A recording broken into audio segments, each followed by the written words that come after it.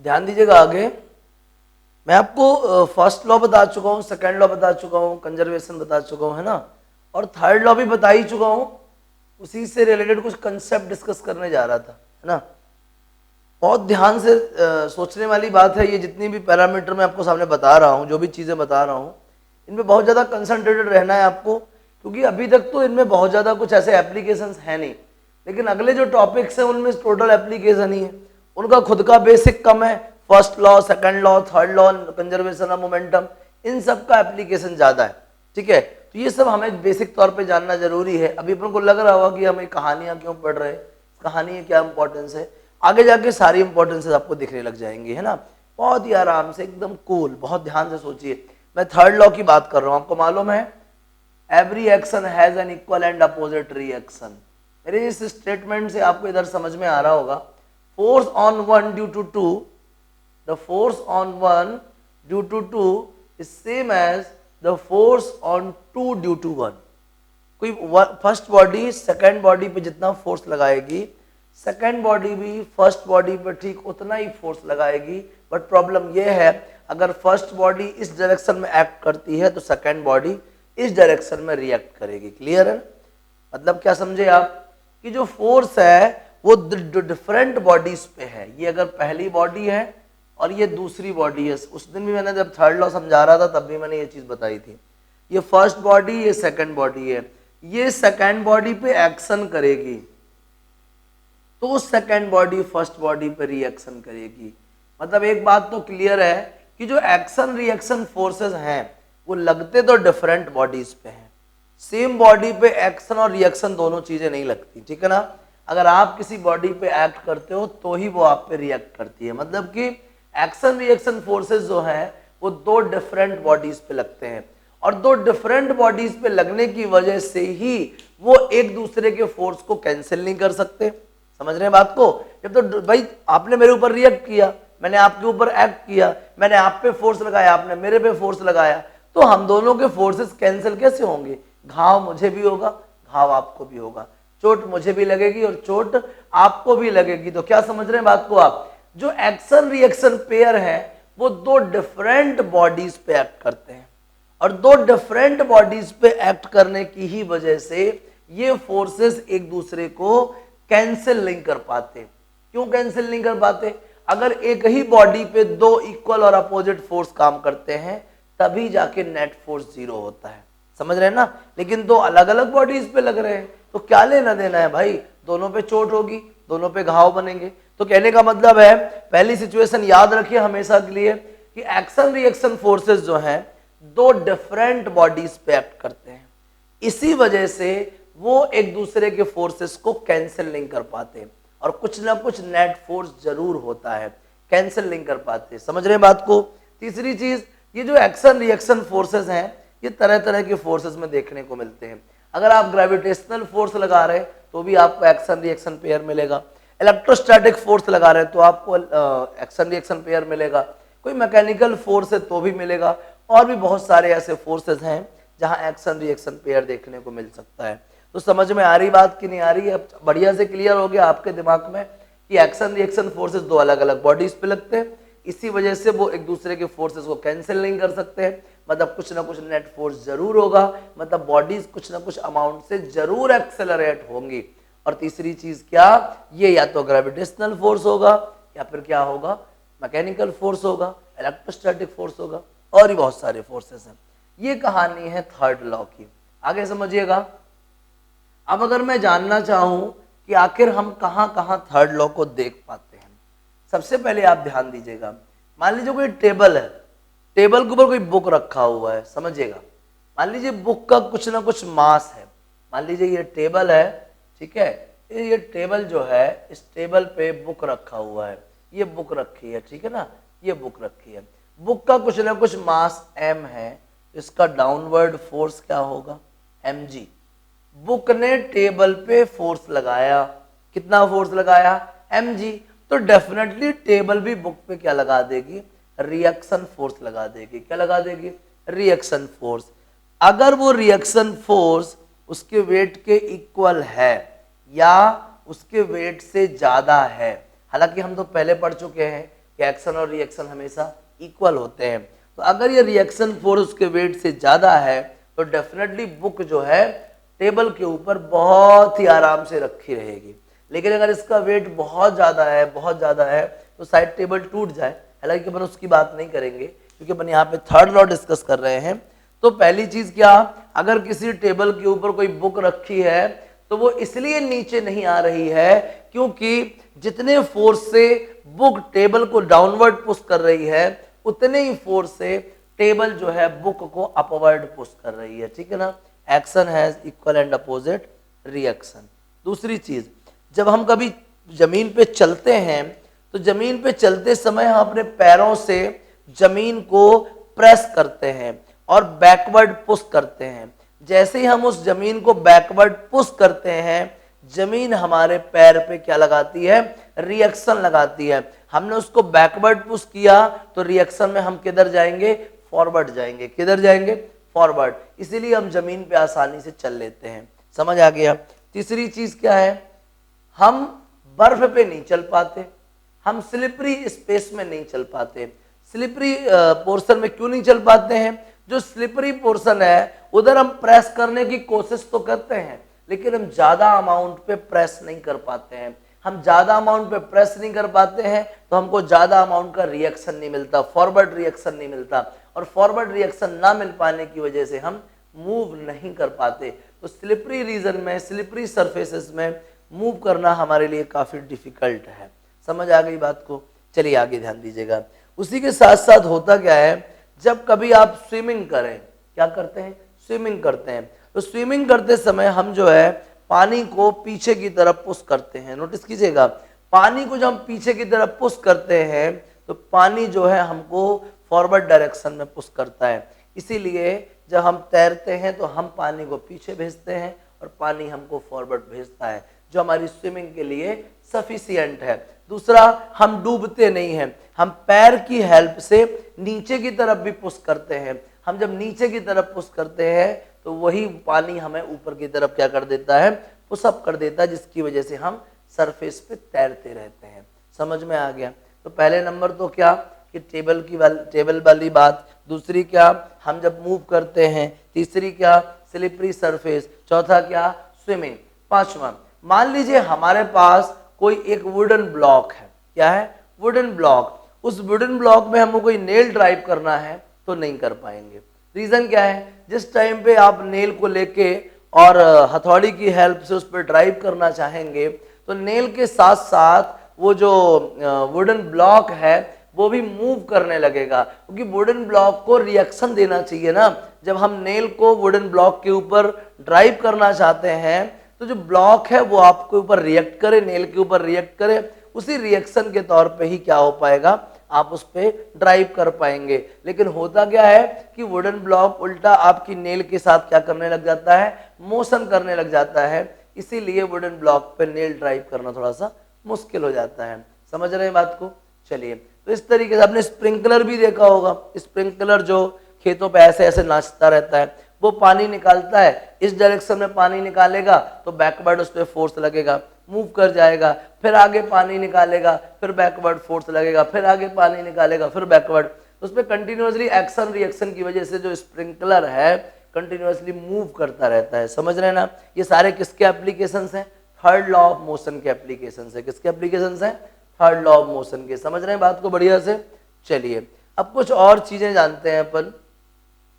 जैसे आपने एक वर्ड सुना होगा कहीं पे, एपेरेंट वेट। सुना है एपेरेंट वेट? नहीं सुना, महसूस कीजिएगा। मैं आपको प्रैक्टिकली एक चीज जगह ले जा रहा हूँ। आप कभी लिफ्ट में गए होंगे, समझ लीजिए ये लिफ्ट वाला कमरा है, ठीक है ना, सिर्फ कमरा देखिए आप।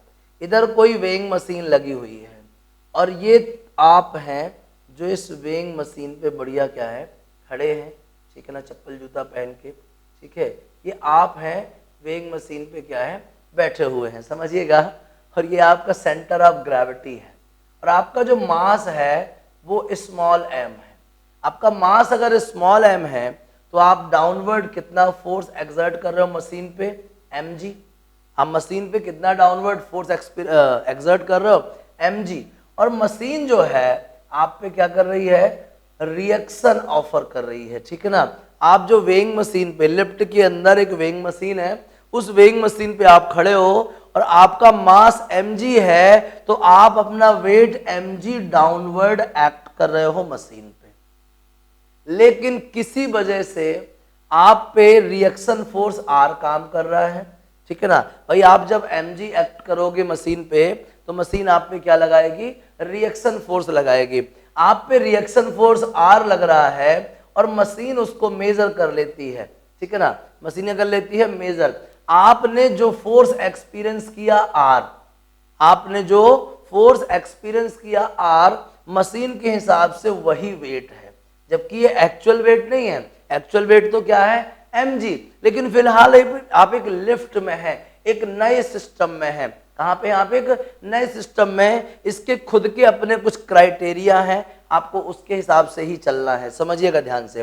तो आपका एक्चुअल वेट mg था, डाउनवर्ड मशीन पे आप एक्ट कर रहे थे, लेकिन कुछ सर्कमस्टेंसेस की वजह से आप पे जो है रिएक्शन फोर्स काम कर रहा था। और कितना रिएक्शन फोर्स काम कर रहा था, R, और वेइंग मशीन ने उसी को एक्सपीरियंस किया, जो रिएक्शन आप एक्सपीरियंस किए थे, उसी रिएक्शन को वेइंग मशीन ने मेजर कर लिया, और वेइंग मशीन ने कह दिया कि ये आपका एपेरेंट वेट है। क्या है ये, एपेरेंट वेट। एपेरेंट वेट का मतलब ऐसा हुआ कि हमारी कोई एक्चुअल पैरामीटर है, लेकिन दूसरे सर्कमस्टेंसेस की वजह से हमारी एक्चुअल जो पैरामीटर है वो शिफ्ट हो गई है, कुछ और हो गई है।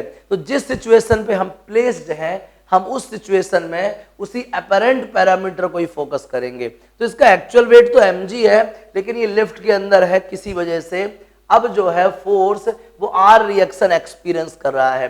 तो वेइंग मशीन भी किसको एक्सपीरियंस करेगी, R को एक्सपीरियंस करेगी, और यही R क्या है, इसका एपेरेंट वेट है। R क्या है, इसका एपेरेंट वेट। अब बात समझिएगा, और ये एपेरेंट वेट का जो अमाउंट है, ये डिपेंड करता है लिफ्ट की मोशन पे। ये जो एपेरेंट वेट है, हमारा वो जो वेट लॉस या वेट गेन है, जो मशीन रीड कर रही है, वो किस पे डिपेंड कर रहा है, इस लिफ्ट की मोशन पे डिपेंड कर रहा है। समझिएगा, लिफ्ट की 3 सिचुएशन बनेंगी हमारे सामने। कौन कौन सी सिचुएशन, जब लिफ्ट मूव कर रही है अपवर्ड, कहां मूव कर रही है, अपवर्ड। दूसरा, जब लिफ्ट मूव कर रही है डाउनवर्ड, मूव कर रही है डाउनवर्ड। तीसरा, जब एक्सेलरेशन नहीं है। और चौथा, जब फ्री फॉल कर रही है। क्या कर रही है, फ्री फॉल। पहला वाला केस क्या, लिफ्ट मूव्स अपवर्ड। दूसरा केस क्या, लिफ्ट मूव्स डाउनवर्ड। तीसरा क्या, there is no acceleration in lift.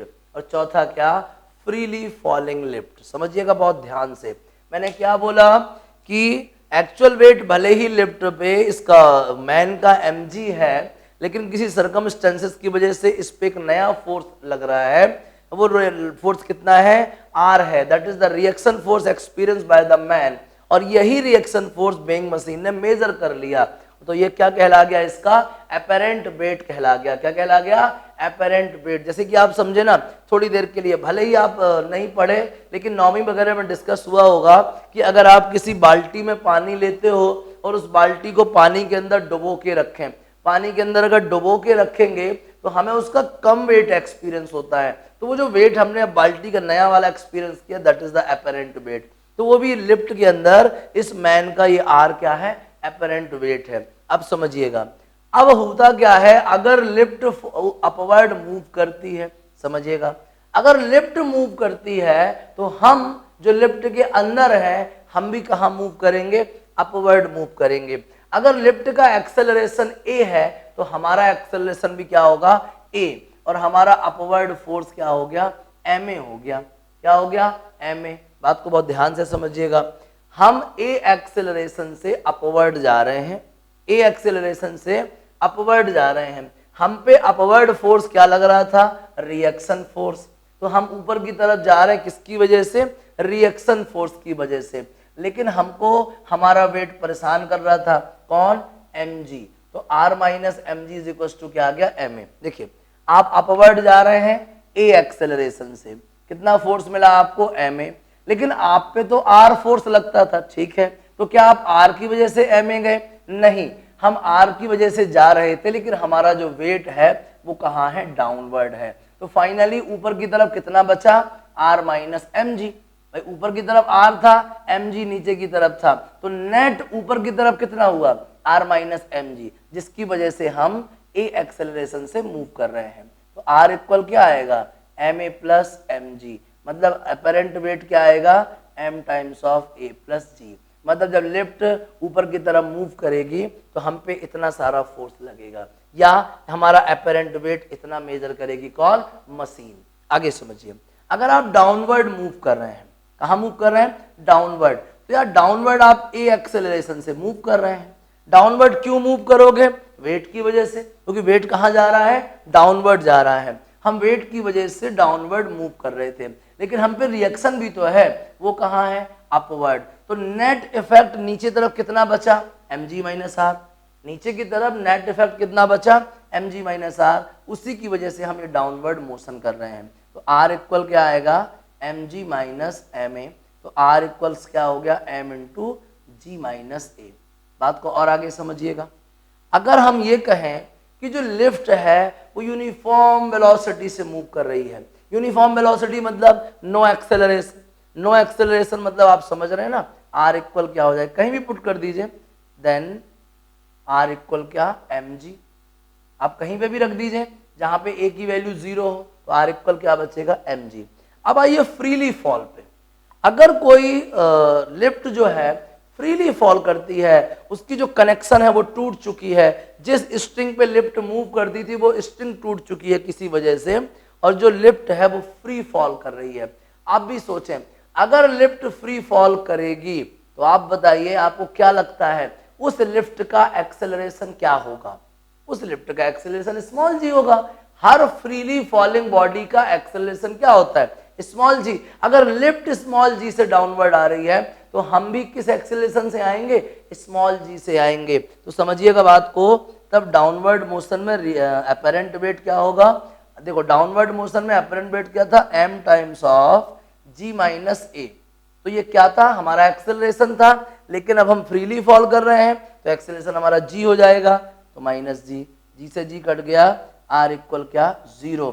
तो अगर फ्रीली फॉलिंग लिफ्ट है तो हमारा अपेरेंट वेट क्या होगा 0, इसीलिए जब भी लिफ्ट फ्रीली फॉल करेगी हम अंदर क्या रहेंगे वेटलेस रहेंगे, ठीक है ना। मतलब कि अंदर लिफ्ट के अंदर फ्रीली फॉलिंग लिफ्ट के अंदर हमारा अपेरेंट वेट मशीन तो 0 महसूस करेगी, मशीन क्या महसूस करेगी 0, ये कहलाते हैं अपेरेंट वेट। ये तब जब लिफ्ट फॉरवर्ड अपवर्ड मूव कर रही है, ये तब जब लिफ्ट डाउनवर्ड मूव कर रही है, ये तब जब लिफ्ट मूव कर रही है यूनिफॉर्म वेलोसिटी से, और ये तब जब लिफ्ट जो है फ्रीली फॉल कर रही। समझ में आ गया। इस तरीके से आपके सामने ये अपेरेंट वेट की कहानी है। क्या है अपेरेंट वेट, आगे समझिएगा। अपेरेंट वेट इसको नोट कर लीजिए, बहुत ही इंपॉर्टेंट है, ठीक है ना, बहुत ध्यान से छाप लीजिए और दिक्कत जाए तो कॉल कीजिए, ठीक है, जल्दी नोट करिए प्लीज। अब आगे समझिएगा अपेरेंट वेट के बाद। अब मैं आपको जैसे बता रहा था फर्स्ट लॉ सेकंड लॉ, बहुत बार एक ही चीज डिस्कस हो रही थी। आपको मालूम था फर्स्ट लॉ में क्या कहता था, फर्स्ट लॉ में कहता था अगर फोर्स नहीं लगाओगे तो एक्सेलरेशन नहीं होगा, ये कहता था ना। फर्स्ट लॉ क्या बोलता था, अगर मैं बोलूं कि फर्स्ट लॉ, तो फर्स्ट लॉ क्या था F इक्वल एम ए में if F is equal to 0 then A will also 0, मतलब in the absence of external force no acceleration on the body. क्या बोला, अगर फोर्स प्रेजेंट नहीं है, एक्सटर्नल पुश या पुल अगर आप नहीं कर रहे हैं तो बॉडी एक्सेलरेट नहीं होगी। बॉडी एक्सेलरेट नहीं होगी इसका मतलब है बॉडी की वेलोसिटी चेंज नहीं होगी, और अगर वेलोसिटी चेंज नहीं होगी इसका मतलब क्या हुआ मोमेंटम चेंज नहीं होगा। मतलब बार बार वही चीजें हैं कि अगर आप फोर्स एक्सर्ट नहीं करेंगे there is no change in momentum, मतलब मोमेंटम जितना है उतना का उतना ही रहेगा। अगर एक्सटर्नल फोर्स प्रेजेंट नहीं है, एक्सटर्नल फोर्स अप्लाई नहीं हो रहा है, तो बॉडी के मोमेंटम में चेंज नहीं आएगा। इसका मतलब बॉडी का मोमेंटम क्या रहेगा सेफ रहेगा, बॉडी का मोमेंटम क्या रहेगा कंजर्व्ड रहेगा। बात को बहुत ही ध्यान से समझिएगा, मैं क्या बोलना चाह रहा हूं बार बार। फर्स्ट लॉ क्या कहता है, in the absence of force no acceleration on the body, और सेकेंड लॉ भी क्या कहता है, सेकेंड लॉ कहता है rate of change in momentum directly proportional to the applied external force. मतलब मोमेंटम में होने वाला चेंज किस पे डिपेंड करता है? अप्लाइड फोर्स पे डिपेंड करता है। मतलब आप क्या कहना चाहते हो, अगर फोर्स अप्लाई नहीं करेंगे तो क्या मोमेंटम चेंज नहीं होगा क्या? हाँ बिल्कुल सही पकड़े हैं, अगर फोर्स अप्लाई नहीं करेंगे तो मोमेंटम में चेंज नहीं होगा। वापस से एक बार सोच लीजिए फटाक से, फर्स्ट लॉ क्या कहना चाहता है? F equal ma in the absence of external force, no acceleration on the body. No acceleration on the body मतलब no change in velocity. No change in velocity मतलब कि no change in momentum, because momentum is the product of mass and velocity. mass को तो generally हम constant consider कर लेते हैं। अगर वेलोसिटी में चेंज नहीं होता है मतलब मोमेंटम में चेंज नहीं होगा। मतलब फर्स्ट लॉ बार बार कह रहा है अगर फोर्स नहीं मिलेगा तो मोमेंटम में चेंज नहीं होगा। मतलब in the absence of external force no change in momentum. Second law क्या कहता था? सेकेंड लॉ का स्टेटमेंट था the rate of change in momentum proportional to force. मतलब मोमेंटम में चेंज होगा कि नहीं होगा ये किस पे डिपेंड करता है? अप्लाइड एक्सटर्नल फोर्स पे। मोमेंटम में चेंज होगा कि नहीं होगा किस पे डिपेंड करता है? बोलो, अप्लाइड एक्सटर्नल फोर्स पे। मतलब क्या कहना चाहते हो, अगर फोर्स नहीं होगा तो क्या मोमेंटम चेंज नहीं होगा? नहीं, अगर फोर्स नहीं होगा तो मोमेंटम में चेंज नहीं होगा। तो फर्स्ट और सेकेंड लॉ ने मिलके एक बहुत ही इंपॉर्टेंट फिजिकल क्वांटिटी डिस्क्राइब कर दी, that is the law of conservation of momentum. Law of conservation of momentum. जल्दी बताइए law of conservation of momentum क्या कहना चाहता है? Law of conservation of momentum कहना चाहता है कि अगर कोई फोर्स अवेलेबल नहीं है, there are no change in momentum. अगर फोर्स प्रेजेंट नहीं है तो मोमेंटम में चेंज नहीं होगा। मतलब law of conservation of momentum क्या कहता है? In an isolated system, in an isolated system, if there is no external force applied on a body, then there is no change in momentum. Yeah, the momentum of a body is always remains conserved in the absence of external force. अगर external force present नहीं है तो body का momentum change नहीं होगा, body का momentum conserved रहेगा। समझिएगा, हमने सेकेंड लॉ में पढ़ा था, बाई सेकेंड लॉ। बात को बहुत ध्यान से समझिएगा। क्या पढ़ा था मैंने? F is equals to dp by dt। समझ रहे हैं बात को? Vector F is equals to क्या? Derivative of momentum with respect to time. ठीक है ना, बात को समझिएगा। If there are no forces, F is equals to zero, मतलब dp upon dt is equals to zero, मतलब dp is equals to zero dt। अब जल्दी से टोटल मोमेंटम फाइंड कर लो। Integration of dp is equals to integration of क्या? Zero dt। और integration of dp क्या आएगा? P। और जीरो का इंटीग्रेशन होता है कांस्टेंट। मैंने आपको जब इंटीग्रेशन पढ़ाया था तो बताया होगा कि जीरो का इंटीग्रेशन क्या होता है? कांस्टेंट होता है। समझ रहे हैं बात को? क्योंकि कांस्टेंट का डेरिवेटिव जीरो होता है। तो आगे आपका law of conservation of momentum. What is the law of conservation of momentum? In the absence of external force there are no change in momentum. अगर किसी बॉडी पे कोई एक्सटर्नल फोर्स अप्लाई नहीं करते हैं तो उसका टोटल मोमेंटम क्या रहेगा? कंजर्व्ड रहेगा। समझ में आ गया? चलिए अपन इसको थर्ड लॉ से भी सॉल्व कर सकते हैं, बाई थर्ड लॉ। बात को समझिएगा, बाई थर्ड लॉ। क्या समझा आपने? थर्ड लॉ क्या बोलता है? F12 is equals to minus F21। मालूम है आपको ये चीज? थर्ड लॉ में होता है ना, action has equal and opposite reaction. दोनों तरफ आप डेल्टा टी का मल्टीप्लाई कर दो, delta T minus F21 delta T. अब जानते हैं इम्पल्स का मतलब क्या होता है? Change in momentum. Change in momentum. Change in momentum मतलब क्या कहानी आएगी मालूम आपको? चेंज इन मोमेंटम आएगा, मान लीजिए ये एक्शन है तो ये रिएक्शन है, तो ये इनिशियल और ये क्या है? फाइनल है। चेंज इन मोमेंटम पहली बॉडी पे m1 v1 minus m1 u1। m1 v1 minus क्या? m1 u1। और यहां से क्या आएगा बोलो? m2 v2 minus m2 u2। Final momentum minus क्या? Initial momentum. तो क्या मिलेगा? m1 v1 minus m1 u1 equal minus का m2 v2 plus m2 u2। बहुत ध्यान से समझिएगा, m2 u2। आगे ध्यान दीजिए।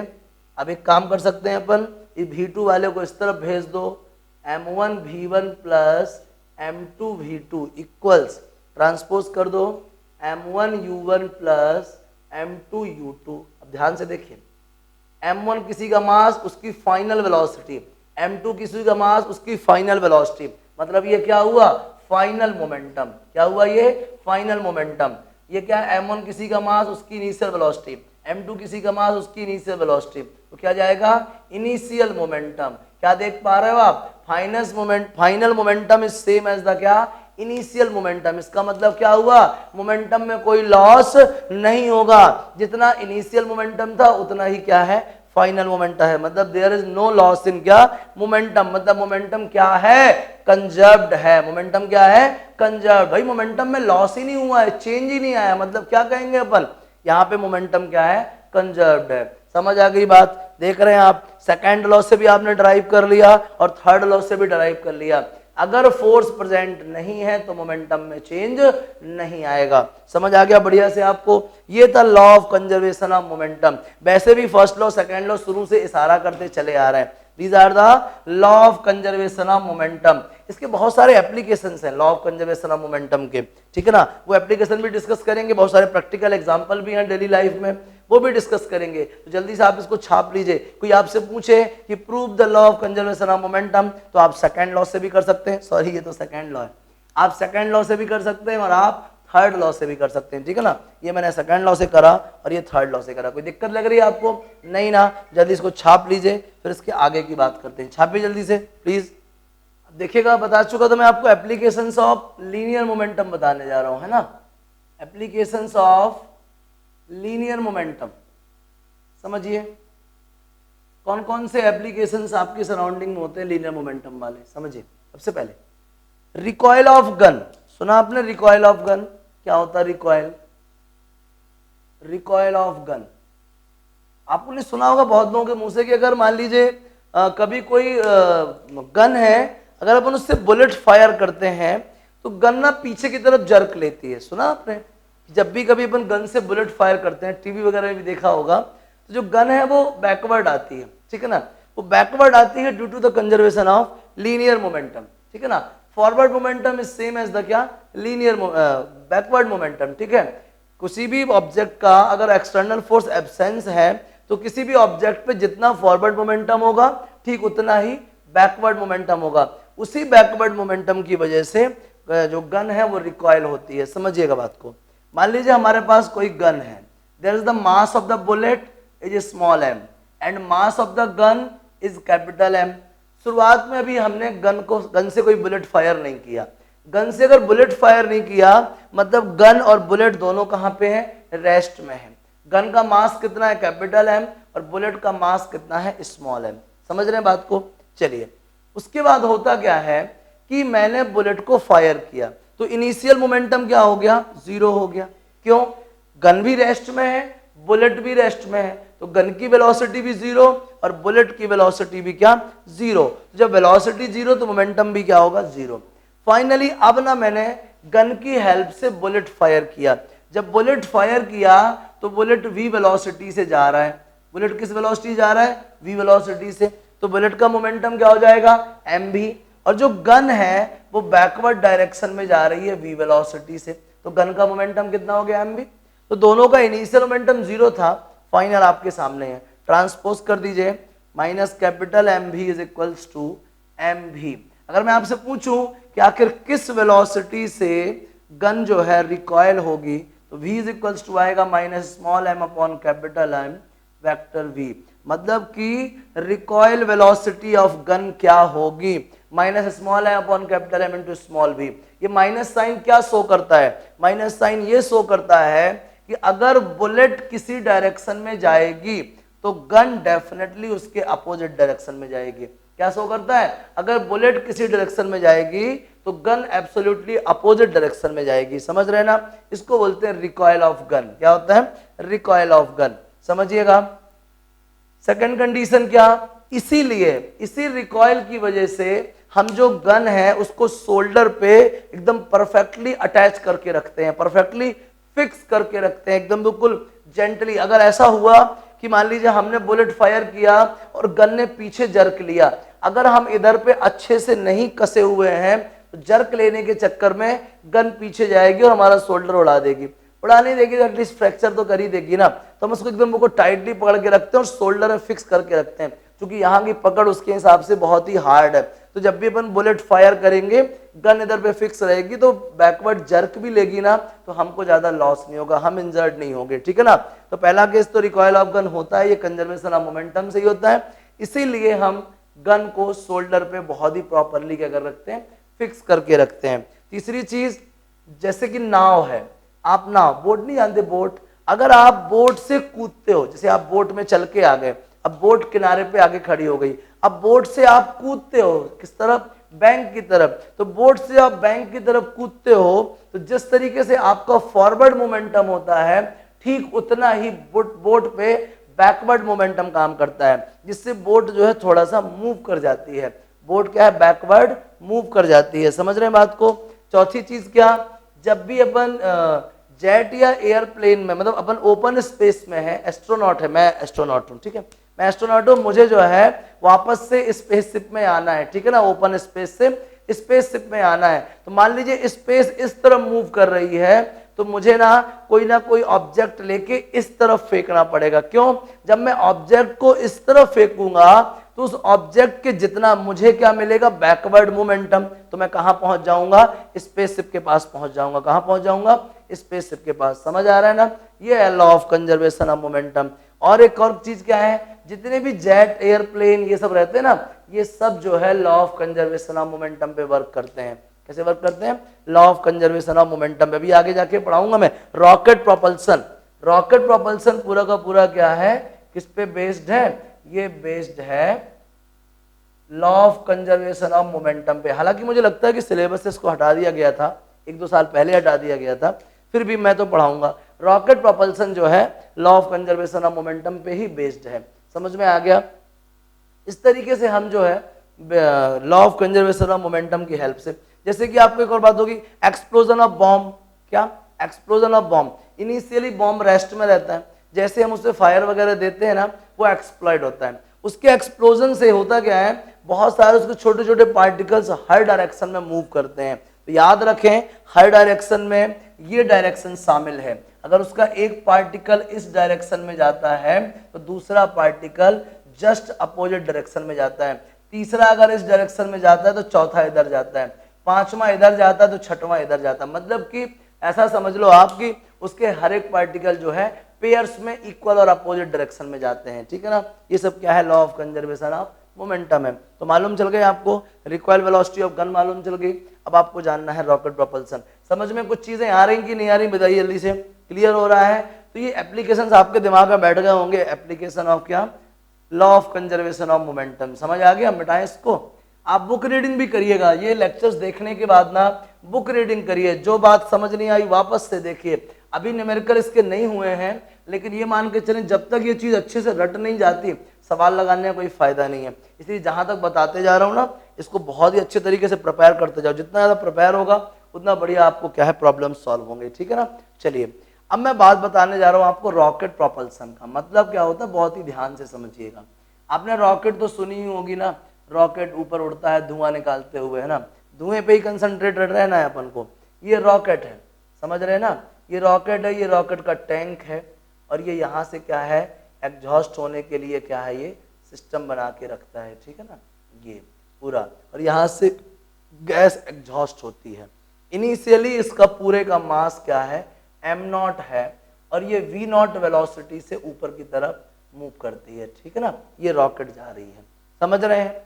थोड़ी देर के बाद जब इसका कुछ अमाउंट ऑफ फ्यूल बर्न हो जाएगा तो इसका मास कितना बचेगा, इसका मास बचेगा m, क्या मास बचेगा m, और आप बहुत अच्छे से जानते हैं due to the law of conservation of momentum, ठीक है ना, मोमेंटम कंजर्वेशन की वजह से इसका अगर मास लॉस होगा तो डेफिनेटली इसकी वेलोसिटी भी इंक्रीज होगी, वेलोसिटी क्या होगी इंक्रीज, और अब इसकी नई वेलोसिटी क्या है v वेलोसिटी है, समझ आ रही है ना मेरी बात। क्या इनिशियली इसका मास m0 था, क्यों, रॉकेट का खुद का मास, साथ ही साथ इसमें बहुत सारा फ्यूल भरा हुआ है, क्या भरा हुआ है फ्यूल। थोड़ी देर के बाद मान लीजिए t=0 पे चर्चा हो रही है, कब हो रही है एट t=0, एट t=0, और ये आफ्टर सम टाइम t, ये कोई टाइम t के लिए है ना, कोई टाइम t के लिए है, कुछ टाइम t के बाद इसका कुछ फ्यूल बर्न हो गया होगा, ठीक है ना, जिससे नया मास कितना बचा है m मास बचा है, कितना बचा है m मास बचा है, और इसकी वेलोसिटी इंक्रीज हो गई है। पता है आपको डेफिनेटली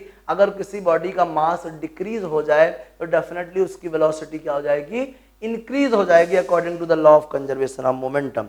थोड़ी देर के बाद इसने थोड़ी सी और जो है मास लॉस हुआ, थोड़ा सा फ्यूल बर्न हुआ और साथ ही साथ कुछ गैस भी रिलीज हुई। गैस एक्चुअल में रिलीज कहाँ हो रही है, बैकवर्ड, तो इसको जो रिकॉयल है वो कहाँ मिलेगा, फॉरवर्ड। अगर गैस कंटिन्यूअसली बैकवर्ड रिलीज हो रही है तो किसी ना किसी मोमेंटम के साथ रिलीज हो रही है, तो इसका जो बैकवर्ड मोमेंटम है वो according to law of conservation इसको क्या प्रोवाइड करेगा, फॉरवर्ड मोमेंटम प्रोवाइड करेगा। क्या करेगा, फॉरवर्ड मोमेंटम। इसी वजह से कंटिन्यूअसली रॉकेट का जो वेलोसिटी है वो क्या होता जाएगा, इंक्रीज। और आप ये ना समझना कि इसका साइज छोटा होता जा रहा है, साइज नहीं छोटा हो रहा, वो मैं डायग्राम ऐसे बना रहा हूँ, साइज तो एक जैसे हैं, रॉकेट का साइज थोड़ी कम हो जाएगा, साइज एक जैसा है। हाँ, इसमें यहाँ तक पूरा फ्यूल भरा हुआ है, पूरा फ्यूल भरा है इधर तक पूरे टैंक में, इसमें कुछ कम बचा है फ्यूल, ठीक है ना, इसमें कम बचा है, इसमें थोड़ा और कम हो गया होगा, ठीक है ना, बस इतना डिफरेंस है, बस रॉकेट की साइज चेंज नहीं हुई है, समझिएगा ध्यान से। तो हुआ क्या, t इक्वल टू 0 पे m नॉट मास था, v नॉट वेलोसिटी से मूव कर रहा था, थोड़ी देर के बाद कुछ फ्यूल बर्न हो गया तो मास लॉस हो गया और वेलोसिटी इंक्रीज हो गई। वेलोसिटी सिर्फ और सिर्फ मास लॉस होने की वजह से इंक्रीज नहीं हुई है, वेलोसिटी इसलिए भी इंक्रीज हुई है क्योंकि बैकवर्ड डायरेक्शन में ये गैस एग्जॉस्ट करता है। क्या करता है, गैस एग्जॉस्ट करता है। लोग सोच रहे हो कितनी गैस एग्जॉस्ट करता होगा, करता है भाई, मानिए ये गैस एग्जॉस्ट कर रहा है Vg। अब सुनिए, थोड़ी देर के बाद मतलब t plus delta T time के बाद, टी टाइम पे ये सिचुएशन है, t plus delta T time के बाद इसका मास कितना बचा होगा, m माइनस डी एम। समझ रहे हैं बात को, थोड़े से टाइम इंटरवल के बाद डेल्टा टी के बाद मास तो कंटिन्यूअसली लॉस हो ही रहा है, क्योंकि रॉकेट चलेगा तो फ्यूल बर्न होगा, फ्यूल बर्न होगा तो मास लॉस होगा, तो डेफिनेटली m से क्या पहुंच गया मास, m माइनस डी एम। क्या पहुंच गया, m माइनस डी एम, छोटे से टाइम पीरियड में। तो उस छोटे से टाइम पीरियड में वेलोसिटी भी इंक्रीज हो गई होगी। कितनी हो गई होगी भाई, डी भी इंक्रीज हो गई होगी। कितनी इंक्रीज हो गई, डी भी। तो देखिएगा शुरुआत में आपको दिख ही रहा है, टी टाइम के बाद दिख रहा है, और T plus delta T time मतलब बहुत ही शॉर्ट टाइम पीरियड के बाद डेफिनेटली इसका मास डिक्रीज हो गया होगा और वेलोसिटी क्या हो गई होगी, इंक्रीज हो गई होगी। आइए बात करते हैं by the law of conservation of momentum. By the law of conservation of momentum क्या कहता है, conservation of momentum, conservation of momentum कहता है इनिशियल मोमेंटम बराबर फाइनल मोमेंटम। टी टाइम पे कितना मोमेंटम था बताइए, एम भी। कितना था, एम भी। और डेल्टा टी टाइम के बाद कितना मोमेंटम हो गया, मास इनटू वेलोसिटी। साथ ही साथ कुछ ना कुछ गैस रिलीज हो रही है, बैकवर्ड डायरेक्शन में रिलीज हो रही है, ठीक है ना, तो उसका मोमेंटम, तो मोमेंटम का फॉर्मूला मास। ये डीएम क्या है, गैस का मास है, डीएम क्या है, गैस का मास। क्योंकि गैस किसके फॉर्म में निकल रही, फ्यूल। फ्यूल जो है बर्न होके गैस के फॉर्म में ना निकलेगा, जितना फ्यूल बर्न होगा मतलब उतनी गैस निकली है। किस वेलोसिटी से निकली, माइनस Vg। माइनस क्यों लगा रहे हैं, रॉकेट फॉरवर्ड है और गैस की वेलोसिटी बैकवर्ड है। तो m v is equals to m v plus m d v minus v d m minus d m d v minus d m v g. समझिएगा, एम भी से M भी cut जाएगा। अब यार डी एम और D V small small changes, अब ये स्मॉल स्मॉल का मल्टीप्लाई कर दोगे तो और स्मॉल हो जाएंगे, नेग्लिजिबल है ये, छोड़ दो इसको, इनको ले आओ। D m v g plus v d m is equals to क्या आ गया, एम डी वी। इधर से मैं डी एम कॉमन ले लेता हूँ, क्या मिलेगा मुझे, v plus v g is equals to m d v. क्या समझा आपने, क्या देख रहे हो, ये v प्लस वी जी क्या है, velocity of the rocket in forward direction, और Vg क्या है, velocity of gas in backward direction. समझिएगा, ये हमको एक रिलेशन मिल गया। अब एक और चीज ध्यान में लाइए, आपकी गाड़ी मूव कर रही है फॉरवर्ड, ठीक है ना, और गैस मूव कर रही है बैकवर्ड। तो अगर मैं रिलेटिव वेलोसिटी देखना चाहूँ किसकी, रॉकेट की, अगर मैं रॉकेट की रिलेटिव वेलोसिटी देखना चाहूँ तो रॉकेट या सॉरी गैस की अगर मैं रिलेटिव वेलोसिटी देखना चाहूँ पीछे की तरफ, अगर हमें पीछे की तरफ गैस एग्जॉस्ट होने की अगर वेलोसिटी मालूम कर लें तो डेफिनेटली हम इसका फॉरवर्ड जो वेलोसिटी है उसको फाइंड कर सकते हैं। हमें क्या पता करना है कि किसी पर्टिकुलर टाइम में जो रॉकेट है वो क्या वेलोसिटी एक्वायर करता है, और वो जो वेलोसिटी एक्वायर करता है वो किन किन फैक्टर्स पे डिपेंड करती है, या रॉकेट पे थ्रस्ट क्या आएगा, रॉकेट का थ्रस्ट फाइंड करना है। तो हमको जानना है कि इसकी फॉरवर्ड वेलोसिटी क्या होगी, और उसके लिए हमें जानना जरूरी है वेलोसिटी ऑफ गैस, ठीक है ना। तो अगर u को हम रिलेटिव वेलोसिटी ऑफ गैस ले लें, रिलेटिव वेलोसिटी ऑफ गैस, ठीक है ना, relative velocity of gas u is equals to किसकी वेलोसिटी, गैस की वेलोसिटी माइनस किसकी वेलोसिटी, गैस की वेलोसिटी माइनस किसकी वेलोसिटी, रॉकेट की वेलोसिटी। समझ रहे हैं, रिलेटिव वेलोसिटी ऑफ गैस को हम क्या बोलेंगे, गैस की वेलोसिटी माइनस किसकी वेलोसिटी, रॉकेट की वेलोसिटी। अगर हम इसको देखें तो रॉकेट के कंपैरिजन में गैस क्या है, अपोजिट डायरेक्शन में, रॉकेट के कंपैरिजन में गैस क्या है, अपोजिट डायरेक्शन में है, माइनस स्पीड ऑफ क्या, रॉकेट। समझ रहे हैं बात को। तो यहाँ पे माइनस ले लीजिए, यहाँ क्या बचेगा, v plus vg। What is u? It is the relative velocity of the gas in backward direction with respect to rocket. अगर ये relative velocity, तो relative velocity का फॉर्मूला क्या, velocity of a minus velocity of b। a already opposite है क्योंकि ये दोनों क्या है, एक दूसरे की अपोजिट डायरेक्शन में जाते हैं, रॉकेट आगे जाती है और गैस पीछे जाता है, इसलिए यहाँ पे माइनस vg लेना पड़ा डायरेक्शन के हिसाब से। तो minus you equal v plus vg। अब बाई फर्स्ट में वापस से आ जाओ, बाई फर्स्ट समझिएगा ध्यान से, फर्स्ट में क्या है, dm into v plus v g को मैं क्या लिख दूंगा, minus u is equals to m d v. तो minus u d m, u तो फिक्स है ना, एम डी भी, समझिएगा। तो अगर मुझे ये वेलोसिटी चाहिए है एक्वायर्ड बाय द रॉकेट, तो डी भी इक्वल क्या आएगा, minus u d m upon m. चलिए इंटीग्रेट कर दीजिए डी भी को, कहाँ से कहाँ तक, पहले वी नॉट थी, अब क्या हो चुकी है, v हो चुकी है, ठीक है ना। माइनस यू तो कांस्टेंट है, मास को इंटीग्रेट कर रहे हैं, पहले कितना था, m नॉट था, अब कितना हो चुका है, m हो चुका है। बहुत ध्यान से समझिएगा, 1/m का इंटीग्रेशन क्या होगा, जल्दी बोलो, 1/m का इंटीग्रेशन क्या होगा, 1/m का इंटीग्रेशन होगा log of m। Upper limit क्या है, m, और लोअर लिमिट क्या है, m नॉट। फॉर्मूला लगा दो, अपर लिमिट माइनस क्या, लोअर लिमिट, इधर से क्या आएगा, v minus v not, minus u log m minus log m not, minus को अंदर जाने दो, v minus v not equal u log m not minus log m। समझिएगा ध्यान से, log m minus log n का फॉर्मूला क्या होता है, log of m upon n। तो u log of m not upon m। तो v माइनस वी नॉट कितना आ गया, u log of m not upon m। तो बताइए जल्दी से v का वैल्यू क्या होगा, v नॉट को ट्रांसपोज कर देते हैं, v not plus u log of m not upon m। समझ में आ रहा है कि नहीं आ रहा है, m not upon m, log m minus log n का फॉर्मूला क्या होता है, log of m upon n।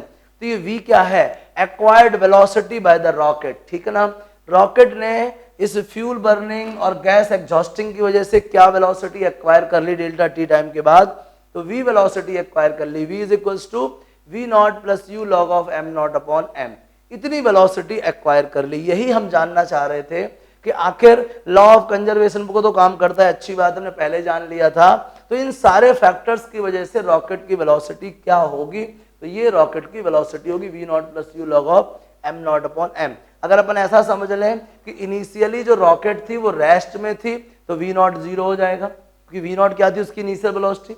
अगर इनिशियली हम ये मान लें कि ये उसकी क्या है, जीरो, रेस्ट से स्टार्ट कर रहा, तो v नॉट को अपन जीरो मान लेंगे, क्या कर लेंगे, v नॉट को जीरो मान लेंगे। आगे समझिएगा, एक और बढ़िया चीज बता देते हैं, मैं थ्रस्ट की बात कर रहा था, क्या बात कर रहा था, थ्रस्ट। मुझे थ्रस्ट फाइंड करना है, रॉकेट पे कितना थ्रस्ट काम करेगा। तो मैं आपको बता दूं कि मेरे सामने कोई रिलेशन है थ्रस्ट का, ये देख लीजिए, ये सेकंड इक्वेशन, ठीक है ना, सेकंड इक्वेशन बाई सेकंड में मैं क्या देख पा रहा हूं, minus u d m is equals to m d भी। मुझे चाहिए फोर्स का फॉर्मूला होता है मास इनटू एक्सेलरेशन, और एक्सेलरेशन का फॉर्मूला होता है डीवी बाई डी। डीवी दिख रहा है, dt नहीं दिख रहा, दोनों तरफ dt से डिवाइड कर दो, चलो समझ लो, dv बाई dt को क्या बोलते हैं, a, dv बाई dt क्या है, एक्सेलरेशन, तो मास इनटू एक्सेलरेशन को क्या बोलते हैं, फोर्स। F इक्वल क्या आ गया, minus u d m by d T.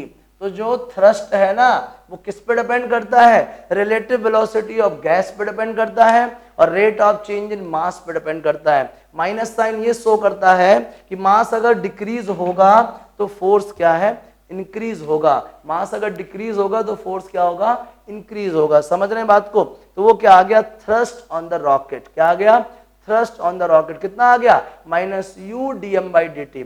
बहुत सारे न्यूमेरिकल उठेंगे इससे, थ्रस्ट ऑन द रॉकेट से। क्या आएगा formula, F is equal to minus u dm by dt। कुछ मुश्किल लग रही है आपको? नहीं ना, बहुत ही सिंपल है। आपने जान लिया कि रॉकेट जो है किस तरीके से law of conservation of momentum पे काम करता है। अगर काम करता है तो किसी पर्टिकुलर टाइम के बाद वो क्या वेलोसिटी एक्वायर कर सकता है। समझ में आ गया? इस तरीके से law of conservation of momentum की मैक्सिमम बातें आपके सामने आ चुकी हैं। इनको जानिए, बुक को बार बार रीडिंग करिए। लॉज ऑफ मोशन तब तक नहीं बनने वाला जब तक आप बुक रीड नहीं करेंगे। बार बार बुक रीड करिए, सैकड़ों बार बुक रीड करिए। जब आपको लगे कि हाँ अब आप परफेक्ट हो तो मेरे से बात करिए। अगर कुछ भी डाउट लग रहा है आपको, बार बार कॉल करिए, बिल्कुल भी संकोच मत कीजिए, फोन लगाइए। और इसी के बाद अब मजेदार टॉपिक स्टार्ट होने वाला है, इक्विलिब्रियम ऑफ फोर्सेस और मोशन ऑफ कनेक्टेड बॉडीज। पूरे चैप्टर की जो जान है वो क्या है, इक्विलिब्रियम ऑफ फोर्सेस एंड क्या, मोशन ऑफ कनेक्टेड बॉडीज। ठीक है, तो इनको आप बढ़िया से नोट करिए, बुक रीडिंग करिए, फिर आगे की बात डिस्कस करते हैं। छाप लीजिए प्लीज।